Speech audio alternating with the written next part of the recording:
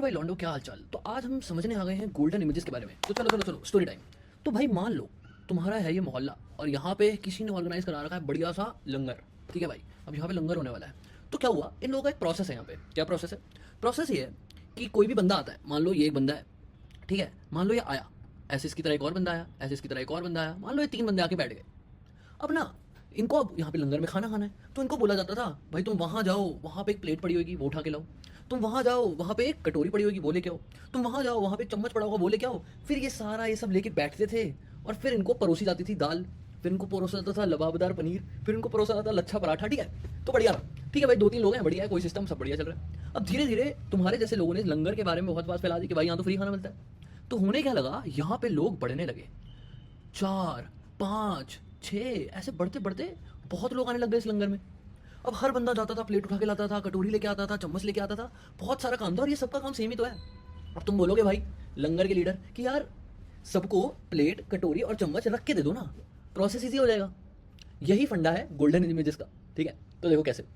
अब होता क्या, मान लो तुमने कोई भी एक नई एप्लीकेशन बनानी शुरू करी, ठीक है, तो एक ना बेस तो हर एप्लीकेशन का सेम ही होगा। मान लो तुम एक नोड पे एप्लीकेशन बना रहे हो, मान लो तुम एक रिएक्ट एप्लीकेशन बना रहे हो, तो कुछ बेस तो सबका सेम ही रहता है कि तुम एक ऐप फाइल बनाओगे, तुम एक डॉकर फाइल बनाओगे, तुम एक डॉकर कंपोज फाइल बनाओगे, तुम एक ग्रेडल बिल्ड ग्रेडल जो भी ग्रूवी जो भी तुम यूज कर रहे हो, वो सब चीजें जितने भी डिपेंडेंसीज हैं जो सबके लिए कॉमन है वो सब तुम लेके आओगे, वो तुम एक एक करके उस फाइल में डालोगे, उसके बाद उसके ऊपर अपनी एक ऐप बिल्ड करना शुरू करोगे, है ना।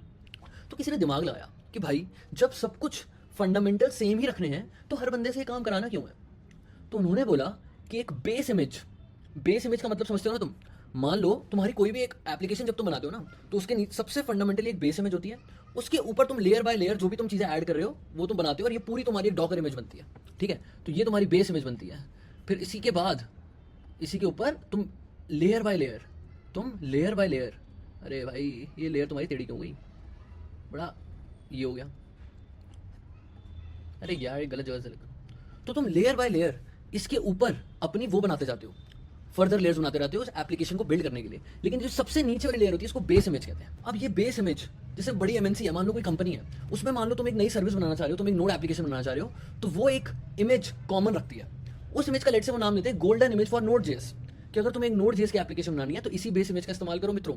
अब इससे फायदा क्या है, 2 सबसे बड़े फायदे हैं। पहला फायदा कि इस इमेज में बनाने में जो भी इसको मेहनत लगी, ये कौन सा ऑपरेटिंग सिस्टम यूज करेगा, कौन सी डिपेंडेंसी यूज करेगा, ये पहले से इन्होंने कर दिया काम, तुम बस वो इमेज उठा लो, तो तुम्हारा क्या हुआ, काम बच गया।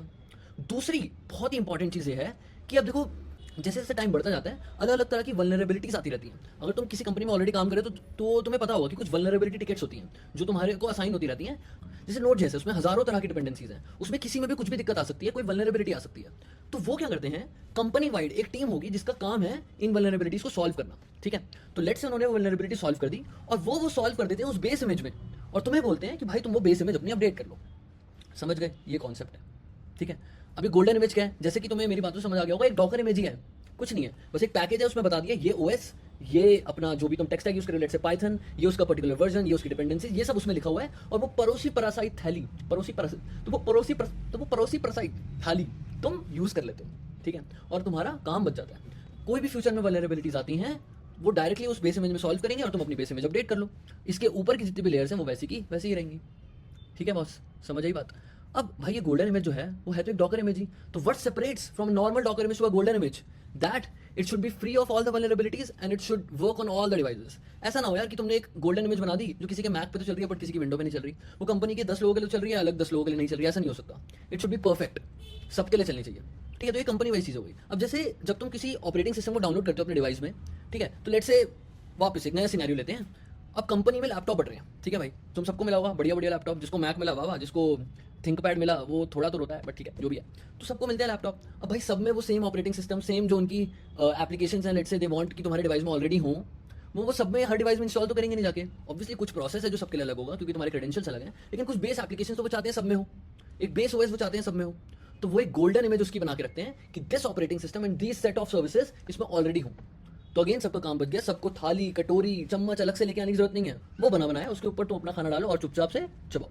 ठीक है बॉस, आई गेस तुम्हें बातें समझ आ गई होंगी। कोई डाउट हो तो नीचे कमेंट सेक्शन में लिख देना, मैं जवाब नहीं दूंगा। Bye bye.